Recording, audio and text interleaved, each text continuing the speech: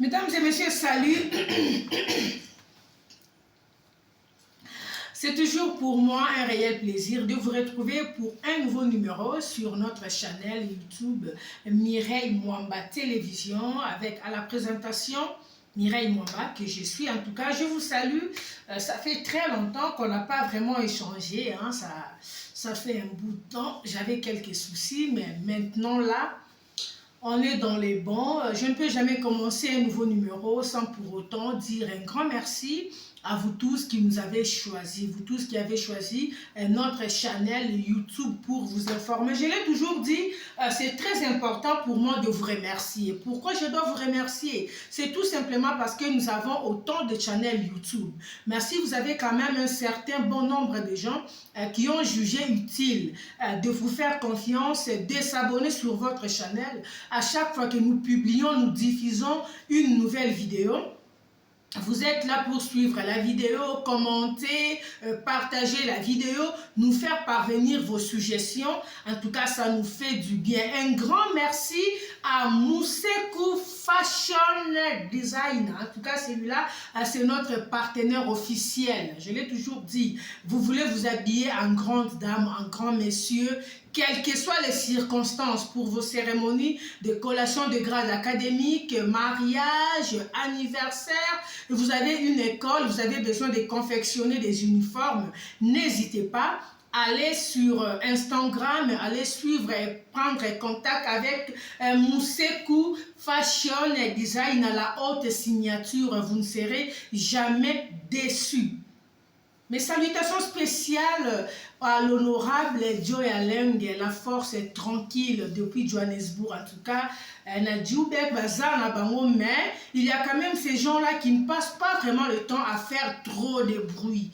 Hein, la force est tranquille, l'homme aux actions concrètes. L'honorable Joy Aleng, en tout cas, je te salue. Toi et ta famille. Mesdames et messieurs, je suis là aujourd'hui. Je ne veux pas vraiment être très longue. J'ai décidé de faire cette vidéo. Vous comme moi, je pense que vous suivez ce qui se passe sur la toile. Ça fait pratiquement une année depuis que Madame Tounassi, Blanche Tounassi, nous a quittés. Elle était décédée un certain 10 juin, je pense. La nouvelle s'est répandue, je crois, si je ne me trompe pas, le 11.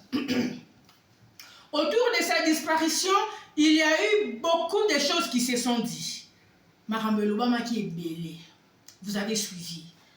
Il y a ceux qui ont rencontré comme quoi, sorry, elle est décédée parce que elle était partie en Turquie pour faire la chirurgie esthétique. On a suivi des gens sur les réseaux, on a suivi des émissions en tout cas. Moi, j'ai eu à suivre une dame sur TikTok qui a même confirmé. Elle était, je ne sais pas moi, sa copine ou sa cousine, elle a raconté un truc du genre, non, à Katisaki Banzoto Mingi. Donc, elle a eu à faire ça régulièrement et tout. On a raconté plein de trucs sur sa disparition. Son mari, le pasteur Marcelo, durant un culte, il a éclairci l'opinion pour dire que son épouse n'était jamais décédée pour le BBL, BBL ou BBL, la chirurgie esthétique. Il a clairement dit que sa femme avait les BBL naturels de filles du Kasaï. Donc, on s'est dit, côté déjà BBL, c'était exclu. Mais on ne savait pas réellement qu'est-ce qu'il avait emporté. Son mari avait dit que son épouse était en Turquie pour une petite opération qui malheureusement avait mal tourné. On s'est réveillé une année après sa mort. On voit le membre de sa famille. Je vais d'abord faire un pas en arrière. Avant qu'on y arrive là, après son enterrement, on a suivi le pasteur Marcelo qui nous a fait savoir que la famille de sa défunte épouse était venue à la maison. Ils ont récupéré les histoires des Blanches, ses habits, ses sacs de valeur et tout. C'est ce que l'homme de Dieu a dit. Il lançait ce message au courant de son culte. Ok? Il avait culte et tout, il a passé ce message-là. Ces cultes sont toujours en direct. Ce qui fait que ce message est passé sur les réseaux sociaux. Tout le monde, vous comme moi, Tolanda Kiamou. Après ce message, après cette information, on n'a pas vu des gens qui sont sortis sorti pour contredire le pasteur Marcelo. Écoutez, je vais vous dire une chose. Je vais analyser cette histoire à ma manière, voulais-je dire, ok? Je serai vraiment au milieu. Je ne suis pas pour le pasteur Marcelo, je ne suis pas pour sa belle famille, je ne suis pas contre le pasteur Marcelo, je ne suis pas contre sa belle famille. Réfléchissons comme des intellectuels. Et je n'ai jamais compris pourquoi chez nous les Africains, nous avons perdu la culture là d'avoir le respect envers le mort. Les gens ont souvent tendance, les gens ont souvent l'habitude de vouloir salir une personne qui n'est plus en vie. Les gens ont souvent l'habitude de vouloir salir, de vouloir dénigrer la mémoire d'une personne qui n'est plus à mesure de vous répondre, qui ne sait plus comment se justifier, qui ne sait plus comment parler. Mais nous voyons ça souvent, surtout chez nous au Congo, on ne sait pas pourquoi. Pasteur Marcelo a passé ce message, tout le monde était calme, sa famille, sa belle famille et tout. On n'a vu personne qui a réagi. Mais une année après, la belle famille de pasteur Marcelo vient sur les réseaux sociaux. Comme quoi, les autres disent, on n'a jamais reçu quelque chose de notre sœur Blanche Tunasi, la défunte épouse du pasteur Marcelo. Il y a de l'autre côté les autres qui disent, non, on a reçu des histoires, mais ce ne sont pas les histoires que le pasteur a parlé. Le pasteur a fait savoir aux gens qu'il nous a remis les histoires de notre sœur, entre autres les objets de valeur, ses habits de valeur, ses sacs, tout et tout. Ce que nous avons reçu, ce sont ces vieilles histoires. Toutes ces beaux habits que vous voyez là sur les réseaux qu'elle portait, on n'a pas reçu cela. Ok. Allons un peu dans cet angle-là, ok? Réfléchissons. En tout cas, je souhaite vraiment que vous, comme moi, nous réfléchissons comme des humains, comme des intellectuels. Mettons nos sentiments de côté. Le pasteur Marcelo a dit qu'il vous a remis les histoires de votre sœur. Tout. Il a énuméré les objets, des valeurs, des sacs et tout. Il a dit des sacs griffés, tout ce qu'il avait dit là. Or, vous, en réalité, vous savez que vous n'avez pas reçu ces histoires-là. Pourquoi vous n'étiez pas sorti sur le média comme vous le faites maintenant? Parce qu'apparemment, votre souci, c'est de venir sur les réseaux sociaux. Venir dénigrer, venir salir la mémoire de votre sœur sur les réseaux sociaux. Pourquoi pendant cette période-là, personne n'était venu pour tenir les propos que vous tenez maintenant?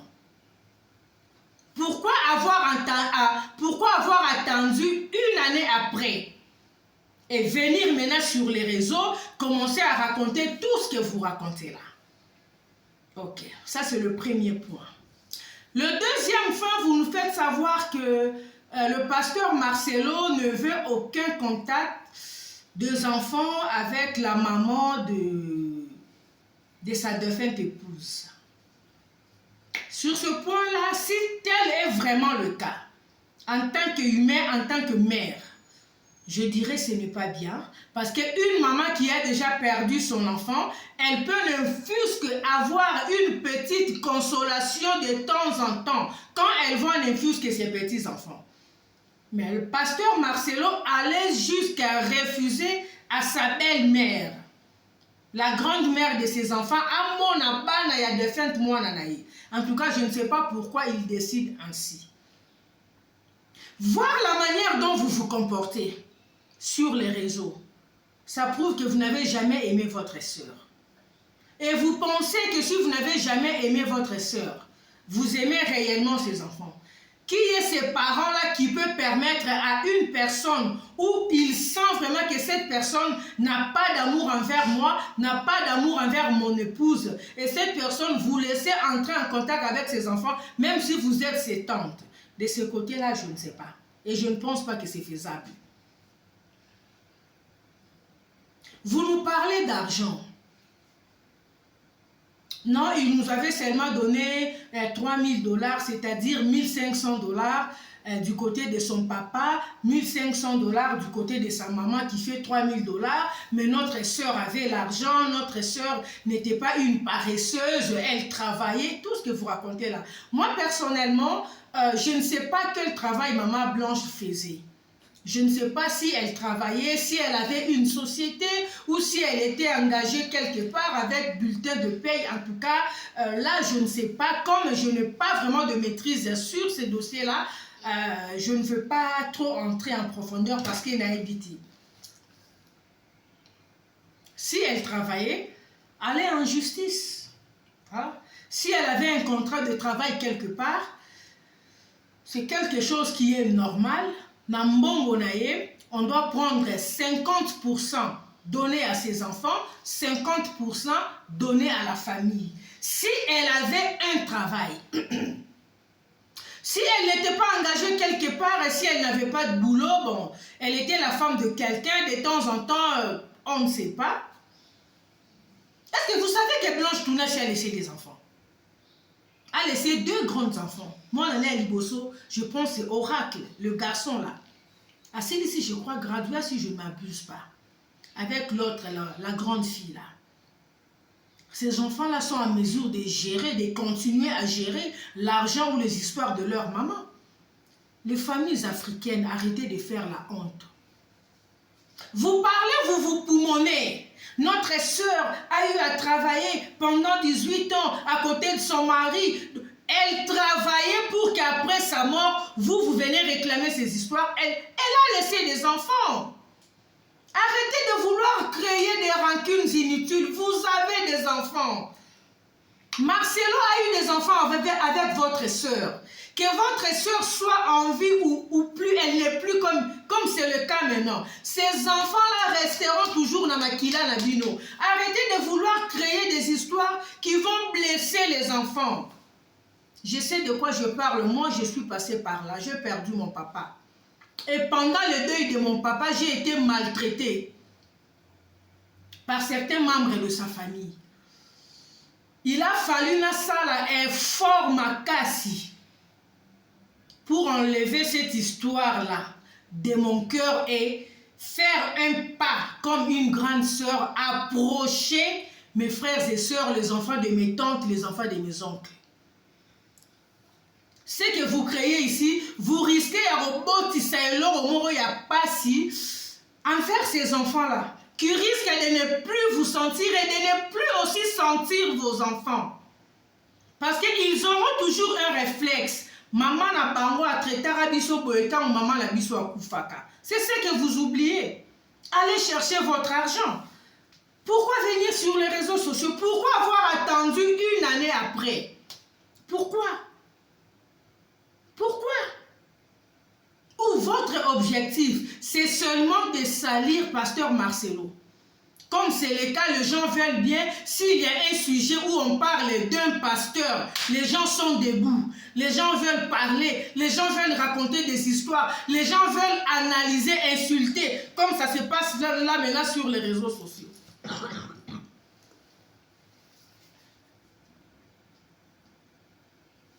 Ce n'est plus l'affaire des BBL, d'ailleurs l'affaire des BBL a été exclue, maintenant vous parlez des ligatures de trompe. Soit disant que l'acte de décès est sorti maintenant. Je ne sais pas. Pour ceux qui connaissent ces affaires, en tout cas, je suis un peu perdu. L'acte de décès, ça sera l'acte de décès une année après la mort. Parce que vous racontez que c'est maintenant que l'acte de décès est mis. Et sur l'acte de décès, on a relaté qu'elle est décédée parce que Akenda Ikosali sa ligature de trompe. Mais je ne pense pas que ligature de trompe c'est le romo que moi je n'ai jamais fait ça, mais je connais des copines qui ont eu à faire ça et ça opération grave, on sait que je sache. Ce n'est vraiment pas une opération surtout si peut-être la femme a accouché par césarienne, ça ne crée pas vraiment de problème. Mais elle avait déjà accouché. On nous laisse entendre que quand elle est tombée enceinte de son 4e fils, le pasteur ne voulait pas. Le pasteur Marcelo, entre guillemets, voulait à tout prix que son épouse avorte, mais son épouse avait refusé. Le garçon Kambiri qui est resté, je crois, avec 2 ans ou 3 ans, le bébé qui est resté là avec son papa. Et c'est juste après que l'épouse Mena a décidé d'aller en Turquie pour aller se faire, pour aller se ligueter des trompes ou quoi, comme on appelle ça. Et malheureusement, l'opération a mal tourné. C'est ce qui se raconte maintenant sur les réseaux sociaux par le membre de sa famille. Je me pose la question, tous ces gens qui montent dans des lives, tous ces gens qui font des lives comme étant des sœurs de Blanche, sont-elles réellement les sœurs de Maman Blanche? Ou ce sont des gens utilisés tout simplement pour venir salir sa mémoire? Sont-elles réellement les sœurs de Maman Blanche et Tounassi? Pourquoi ne pas faire la démarche d'aller voir votre beau-frère? Avec papa Bananabino. Vous savez où il reste? Vous connaissez son église. S'il ne veut pas vous recevoir chez lui à la maison, vous pouvez faire une descente à son église. Il va vous recevoir, vous allez échanger. Pourquoi ne pas chercher à gérer cette histoire dans la paix? Pourquoi vouloir à tout prix associer le média, venir exposer les histoires sur les réseaux sociaux? Les réseaux sociaux n'est pas un tribunal. Si le pasteur Marcelo ne veut pas vous donner, comme vous le dites entre guillemets, le bien de votre sœur, pour vous, ces enfants ne comptent pas. Sa grande fille là, elle peut porter les bijoux de sa maman. Moi, je connais un ami qui a perdu son épouse, les objets de valeur de sa maman. Elle est restée avec les bijoux de sa maman, les voitures de sa maman, ce qui est tout à fait normal. Quand cette dame-là travaillait, comme vous dites que Blanche n'était pas une paresseuse, elle travaillait pour ses enfants. Madame, va aussi faire ta vie. Toi qui te présentes comme étant la sœur de Blanche sur les réseaux, tu attendais seulement que ta sœur meure pour y avoir valeur à sac à Versace, pour y avoir sac à Fendi. Tu attendais que ta soeur meure pour un sac à Gucci. Va aussi t'acheter un sac, bon sang. Arrêtez de faire la honte. Arrêtez avec ces histoires. Blanche a laissé des enfants. On a pour ça revivre. Les 2 enfants ont besoin d'un problème, il y a pour les albinos. Mais quand vous regardez les enfants de pasteur Marcelo, les 2 là, c'est parce qu'il y a l'argent. Ils ont des produits appropriés. Laissez un peu ces enfants continuer à vivre bien même si leur maman n'est plus là. Vous dites que oui, Blanche a eu à travailler pendant 18 ans, mais elle travaillait pour ses enfants, ce n'était pas pour vous. Oh, nos familles africaines, c'est quoi? Vous savez, cette affaire me donne la rage. Hein? Je vais vous faire une parenthèse. Je me rappelle quand j'ai perdu mon papa. J'ai perdu mon père en juillet 2013. En juillet 2011. Le 3 juillet 2011, mon père décède. Quand mon père décède, je n'étais pas sur place à Kinshasa. J'étais en mission de service à Lubumbashi. J'ai quitté Kinshasa le 26 juin. Je me suis rendu à Lubumbashi, c'était pour célébrer à l'époque, je crois, le 51e anniversaire de l'indépendance. À l'époque, c'est Moïse Katumbi qui était le gouverneur. On devrait célébrer le truc là, l'indépendance là, au Katanga. Je me suis rendu à Lubumbashi le 26. Avant que je ne parte, j'étais chez nous à la maison. Avant de partir le matin, mon papa était là, en parfaite santé, il n'était pas malade. Je me suis même agenouillée, il a prié pour moi, il a prononcé quelques paroles de bénédiction pour moi. Je vous signale que mon défunt papa fut pasteur, le révérend pasteur Jean-Marie Mwamba, paix éternelle à son âme. Mon père a prié pour moi. Je suis sortie avec ma mère qui m'a accompagnée à l'aéroport. J'arrive à Lubumbashi, je l'appelle, papa, je viens d'arriver. On a rigolé là, il m'a dit, va chercher Avenue Tabora, numéro 7. C'est là où on a visité parce que mon papa était aussi à Lubumbashi. Je suis né là-bas à Tabora, numéro 7. Il y a ma famille qui est là-bas. Va chercher tes oncles. On a rigolé là. J'ai dit, ok papa, je ne manquerai pas. Je vais leur chercher. Le 27, on était tout le temps au téléphone. Les gens qui vivaient avec moi, mes amis, me posaient la question de savoir, Mireille, papa Bino Zarana, camarade. Mon père m'appelait après chaque 30-45 minutes. Surtout si je suis en dehors de la maison. Il doit savoir je suis où, avec qui. Si je lui dis non papa, je suis au restaurant, on est avec Nadine. Nadine c'est ma meilleure amie, Nadine Mayingi. Papa, tu as Nadine, tu vas dire dans Willery, tu as mis tabac. Ah, passez-moi Nadine. Je passe Nadine à mon père. Papa, tu vas dire Nadine, tu as tabac. Eh, bah c'est qui? C'était comme ça. Le 3 juillet. C'était dimanche pendant que je m'apprête pour aller à l'église. Comme j'étais à Lubumbashi, je me suis dit, bon, on a quand même travaillé dans la semaine, je ne peux pas rester comme ça, je trouve quand même une église là à côté pour aller prier. J'ai appelé à Kinshasa, on m'a donné l'adresse de l'église du pasteur Paulin Mouewa. Je m'apprêtais pour aller prier là-bas, je reçois un coup de fil de Kinshasa. La personne qui m'avait appelé le séjour là, c'était... le bishop Albert Kankienza Mwanambo, que je salue. Il m'appelle, bonjour Mireille, je dis bonjour papa, comment vous allez? Oui, je vais bien Mireille, tu es toujours à Lubumbashi? Oui, bah, écoute, il faut que tu reviennes un peu rapidement sur Kinshasa. Je dis papa, il y a un problème, oui, ton père est malade et il veut te voir. Je dis mon père est malade, il est où? Non, il est à l'hôpital Saint-Joseph et tout et tout. Je demande, vous êtes où? Non, je suis chez vous à la maison. Maman est là, il me passe ma mère. Je trouve ça un peu bizarre. Vous m'appelez pour m'annoncer que mon père est à l'hôpital, il est dans un coma profond, mais ma mère est à la maison. Quand je pose la question à ma mère, mais maman, qu'est-ce qui se passe? Comment papa peut être à l'hôpital et toi tu es à la maison? Maman l'a kati téléphone. Elle n'a pas pu me répondre. Je rappelle le bishop Kankienza, il ne prend plus son téléphone. Donc je suis restée là un peu, ma tête n'était plus en place. J'appelle une copine. Je lui dis, on m'appelle, nous allons comprendre vraiment de ce qu'on me dit. Va un peu rapidement, arrive un peu chez nous. La copine arrive, elle trouve la situation, elle ne sait pas me rappeler pour me dire que réellement mon père est décédé. Je commence à l'appeler, elle ne prend pas le téléphone. J'appelle mon beau-frère, le mari de ma jeune soeur Chantal Mwamba. Je l'appelle. Quand j'appelle, j'attends des gens pleurer. Mon beau-frère, pour lui, il pensait que moi, j'étais déjà au courant de la situation. Je l'appelle pour lui dire, JP, va un peu rapidement à la maison, va voir qu'est-ce qui se passe là-bas. Lui me répond, non, il y a Mireille, je suis déjà ici, on est déjà à la morgue, on a tout fait, j'ai tout vérifié, on a déjà mis papa dans de bonnes conditions. Je lui dis, de quoi tu parles? Il dit, non papa, je dis, quel papa? Il réalise que je ne t'ai pas informé, il coupe la communication. Donc je commence à me poser des questions. Je reçois maintenant l'appel de ma tante maternelle, Yabeya. Maman est qui n'a, mais je l'appelle Yabeya. Elle m'appelle, non, Yaya Zonga. Je lui dis, Yabeya, qu'est-ce qu'il y a? Oh, papa Koufi.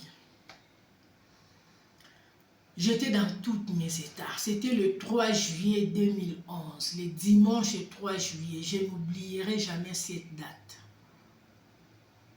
J'ai pris le téléphone, j'ai appelé des amis avec qui on était. La première personne que j'ai appelée, c'était Ya Sylvie Bongo. Quand elle a appris la nouvelle, elle s'est tout de suite déplacée. Elle est venue là où j'étais logée. On est resté avec Ya Sylvie, elle m'a beaucoup soutenue. Il y avait aussi un ami qui était avec moi, M. Dieudonné Biavanga. Du tout cool, celui-là, c'est un frère que Dieu m'a donné. Ils ont commencé à faire les démarches pour que je quitte Lubumbashi. Et ils se sont parlé, ils se sont dit non, à l'état où elle est, qu'elle arrive d'abord à accepter ce choc-là. Azo avion lobby le loté. Je suis restée là, il y avait des coups de fil. En tout cas, un grand merci à Patrick Mouyaya, qui est notre ministre d'information. À l'époque, il travaillait avec le premier ministre Adolphe Mouzitou. On l'a appelé, Singeleli quand même, non? Une journaliste de la délégation a perdu son papa. En tout cas, voilà, un grand merci. J'arrive à Kinshasa le 4. C'était vers 10 h. Il y a un ami qui était venu me chercher à l'aéroport. Monsieur Bonana, malheureusement, il n'est plus aussi paix à son âme. À Koufaka. J'arrive à la maison le 4. Le 4 là, la nuit. Certains de mes oncles arrivent et tout. On m'appelle vers 22 heures. On me pose la question de savoir, oui, on a appris que ton papa, quand ton papa est décédé, toi tu étais à Lubumbashi avec le président. Raisonnement de la famille africaine. Comment se fait-il que tu voyages avec le président, ton papa reste et trouver la mort? Je regarde mon oncle qui me parlait comme ça. Je dis maintenant, qu'est-ce que mon voyage a à voir avec la mort de papa? Tout va. Non, je ne sais pas. Je n'aime pas raisonner. Haine. On arrive le 5. Mon père était encore à la morgue, s'il vous plaît. L'un de mes oncles qui était venu de Mbujimaï, il m'appelle pour me dire, j'ai besoin des clés de contact de voiture. C'était vers 18 heures. Je lui dis, vous parlez de quelle voiture? Il me dit, Mitukami Balewana. Je lui dis clairement, non, tonton, l'une des voitures, c'est la mienne. Voiture, mon yanga, il y a rouge, il y a wana, il y a bleu de voiture à papa. Il me dit, au village, on m'a instruit de ne pas quitter Kinshasa si je n'ai pas vendu tous ces véhicules. Je lui ai dit, tonton, si vous voulez vendre, vendez la voiture de votre frère. La rouge là, c'est ma voiture. Mon oncle là a refusé. J'ai commencé à pleurer. Nabi, mon papa à la morgue, n'a pas kundi papa nangate. Papa li ki ozo benganga libanda po boto nanga clé de contact. Na ya mutuka nanga. Vous savez, te koza koku fait la papa eza pasi hein. Mais quand j'ai vécu ça ces jours-là, je me suis posé la question de savoir, est-ce que mon père était réellement aimé par ceux qui se disent être ses frères et sœurs? On a commencé à se distribuer les habits de mon père à la morgue. Mon père à la morgue, était. Ils ont même le courage de m'appeler. Ton papa était venu en Mbujimaï telle année, à l'attaquer ensemble. Je vous dis tout ceci, mon père à la morgue. Était. Quel choc! Mon père à la morgue, il a la clé de contact Yamituka. Et ils ont même pris ma voiture Yanga. Baboto Lango. Et je me suis posé la question, est-ce que mon papa était vraiment aimé dans sa famille? Il a fallu que je fournisse mes efforts et belés pour effacer ces histoires-là et approcher mes frères et sœurs. Approcher moi en tant qu'aîné. J'ai fait vraiment un grand effort. Et il y a des hommes de Dieu qui ont travaillé avec moi. C'est la question que je pose na bateau bazo les kaswa disant bande kwa maman Blanche Tunasi. Vous avez vraiment aimé votre sœur de son vivant. Pourquoi salir sa mémoire comme ça sur les réseaux sociaux? Allez en justice si vous le voulez. Allez en justice. Vous savez pourquoi je fais cette parenthèse? C'est parce que Blanche a des enfants avec Marcelo. Vous ne savez pas ce que vous s'aimez dans les cœurs de ces enfants-là. Quand ces enfants-là vous voient sur les réseaux sociaux, faire ce que vous êtes en train de faire là, vous voyez que vous avez aussi des enfants ou vous aurez aussi des enfants un jour. C'est kakaliwate. Ce qui est arrivé à Blanche peut arriver aussi. Nul n'est éternel. Blanche Kouti on a koufa qui n'a pas condition à koufer là qui a kundamagi avec honneur. Yo kundamandeni. Au lieu de te battre pour organiser ta vie, au lieu de chercher ton propre argent, tu es là pour venir sur les réseaux sociaux.